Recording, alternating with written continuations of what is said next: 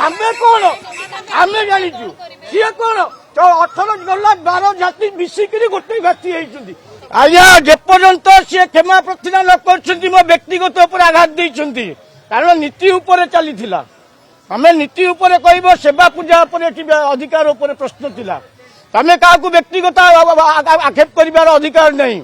किए कौन मु शूद्र कि माई कि हाड़ी कि बाउरी ये कहबार अधिकार क्या संविधान दे ना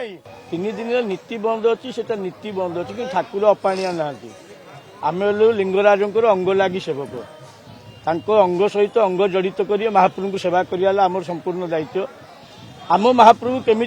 पानी फूल पाइबे से चिंता आम करूँ सकाळु आम आम ठाकुर को गाधे देचु दांत घोषी देचु भक्त मान साहन मेला दर्शन देचु भक्त मान आनंद जाकि ठाकुर को छुईकी जल लगी फूल बेलपति लगी भोगराग कर भक्त मान आनंद जाऊँ नीति साथी आमर कौन संपर्क ना कारण रजा आमको नीति पूर्व आम खंजा आम हेलु केशरी वंश ललाटेन्दु केशरी को सनंद मुताबिक सेवक आम कोई 200 वर्षिया सेवक नुह एटी नीति खंजा है एमाने आसिले जे काली कहले 18 प्रकार सेवा आम तेली तामेली सेवा नुह ना छता धरिकी जीवु ना त्रास धरिकी जीवु ना बारिक होकर टा करू से सेवा आमर नुह आम हेलु अंग लगी सेवक जो अंग सहित अंग झाड़ बुहाई गाधे देबू घसई देबू चंदन देदेबू वस्त्र पिंधेदेबू जमती माँ पुअर सेवा करे आमे सेमती ठाकुर ना बालक तार अंग सहित अंग लगी सेवक द्वितीय कथा जो जो घटना को लेकर जो कार्य चली घटना को नहीं विवाद चली ठाकुर स्त्री अंगरे लगी सेवा यहाँ कारण जो गुरुत्व कंबलटा हम जो बड़ू सेवक अंगरे लगी करेंगे लगिटा मोर क्षीरटा मु देवी घाटी मु आउटे सी ये कौटू आस मुझे 3टा कम करी यहाँ अंग सेवा मत तार प्रश्न उत्तर दिंतु रोष भितर 365 दिन भितर सी तो कहते आम सुहार सेवक 365 दिन कौन पदार्थ से करती जहाँकि ठाकुर अंगर लगी हुए गोटे उदाहरण दे दिंतु कारण रोष भितर केवल ठाकुर अन्न प्रसाद प्रस्तुति है जहाँ से गंभीरा भितर अंगर लगी हुए से स्वतंत्र टुली बेढ़ा भितर बड़ू सेवायत मैंने करती तमें जेहेतु महासुहार तुम स्वतंत्र रोष अच्छी ठाकुर भोग प्रस्तुति तमें से रंधन कर गंभीर थोब अंगरे लगी हेनी केवल पूजा पंडा बसिक समर्पण करदेव ठाकुर खाती सी खाली बासना भोगी से बासना भोगी दे पेट पूरी जाए यहाँ जेहेतु अंग सेवार क्षीर मु आनी घाटी मु लगी तलू घाटी केमी तलू घाटी तुम प्रशासन कहीं जगैलानी तुम कौ सेवक को जगैलानी कि तुम निजक को जगैलानी मोर 3टा सेवक कहीं जगैलानी तुम सेवा आज तुम आसो बोली ये प्रथम प्रश्न द्वितीय कथा है सी जो काली व्यक्तिगत बड़ू निजक उपर आक्षेप कर बड़ू कौन सारा ओडिशा रे ब्राह्मण माने जानती गोटे ब्राह्मण व्रत हेले ताकू बड़ू घर कुआ जाए जेपर्यंत बड़ू घर न हो से ब्राह्मण पैसा लगी हेनी आमे माँ पेटरू जन्मरू गर्भरू बड़ू आम जाति बड़ू आमे भी बड़ू सारा संसार एमती कोई ओडिशा रे ब्राह्मण ना टाइटल गोटे जाति गोटे आम जाति गोटे आम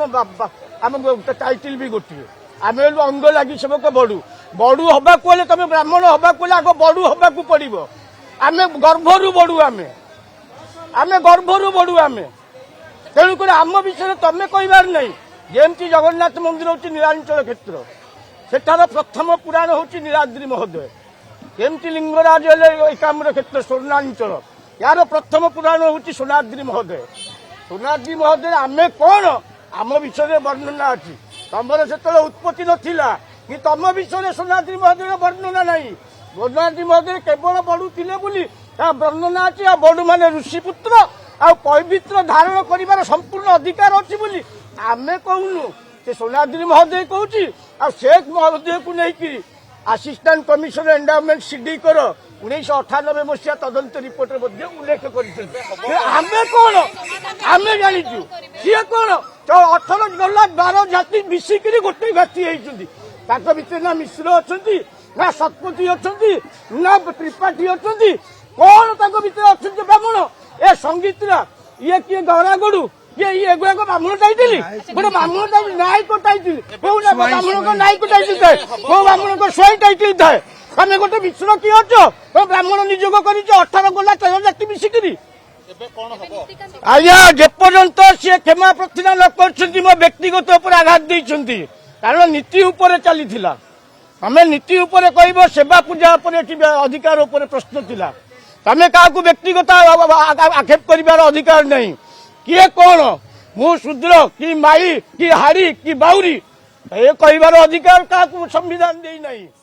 ତମେ ଯୋଉ ଆକ୍ଷେପ କରି କହିଛ ଯେପର୍ଯ୍ୟନ୍ତ କ୍ଷମା ପ୍ରାର୍ଥନା ନ କରିଛ ନୀତି କଣ ବଡୁ କଣ ସେ ଠାକୁର ବସିଛନ୍ତି ସେଠି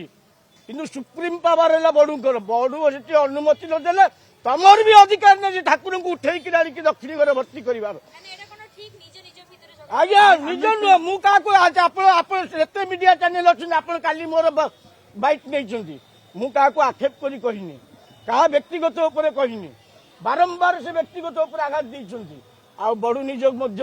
କାହାର ସମ୍ମାନ ତା ସ୍ୱାର୍ଥ ଲାଗି ବଡୁ ନିଯୋଗ ମଧ୍ୟ ବି ତା ସମ୍ମାନରେ ରହିବ ଯେପର୍ଯ୍ୟନ୍ତ ସେ କ୍ଷମା ପ୍ରାର୍ଥନା ନ କରିଛନ୍ତି ସେ ପର୍ଯ୍ୟନ୍ତ ବଡୁ କଣ ଆମେ ଦେଖେଇବୁ ନୀତିରେ ସେବା ଚାଲିଛି ମୋ ସେବା ଚାଲିଛି ମୁଁ ଠାକୁରଙ୍କୁ ଗାଧେଇଛି ଭକ୍ତ ଦର୍ଶନ କରୁଛନ୍ତି ଆପଣ ଭକ୍ତ ମାନଙ୍କୁ ପଚାରନ୍ତୁ ଦର୍ଶନରେ କୌଣସି ବ୍ୟବସ୍ଥା ଅଛି ନା ଦର୍ଶନ ନକରି ଫେରି ଯାଉଛନ୍ତି ନା ଭୋଗରାଗ ନକରି ଫେରି ଯାଉଛନ୍ତି ଇଏ ହେଲା ଶୈବ ପୀଠ ଏଠି ଭୋଗରାଗର ପ୍ରସ୍ତୁତି ପଦ୍ମରୁ ନଥିଲା 200 ବର୍ଷ ତଳେ ରଜା ଆସି ଖଞ୍ଜିଦେଲେ କାଞ୍ଚି ଅଭିଯାନରୁ ଏଙ୍କୁ ଗୋଟେ ଗୋଟେ ପଇତା ପକେଇଦେଲେ କାଞ୍ଚି ଅଭିଯାନ ବିଜୟ କରିଲେ ଏଙ୍କୁ ପଇତା ପକେଇକି ବିଭିନ୍ନ ଓଡିଶାର ମନ୍ଦିରରେ ଛୁଆର ମାନଙ୍କୁ ଖଞ୍ଜା କରିଦେଲେ ନହେଲେ ଏଠାର ଅଙ୍ଗ ଲାଗି ସେବକ ପ୍ରଥମ ସେବକ ହେଲେ ବଡୁ ସେବକ ଆମେ କହିପାରୁ ଯେପର୍ଯ୍ୟନ୍ତ କ୍ଷମା ପ୍ରାର୍ଥନା ନ କରୁଛନ୍ତି ବଡୁ କଣ ଆମେ ଦେଖେଇବୁ ନୀତିରେ।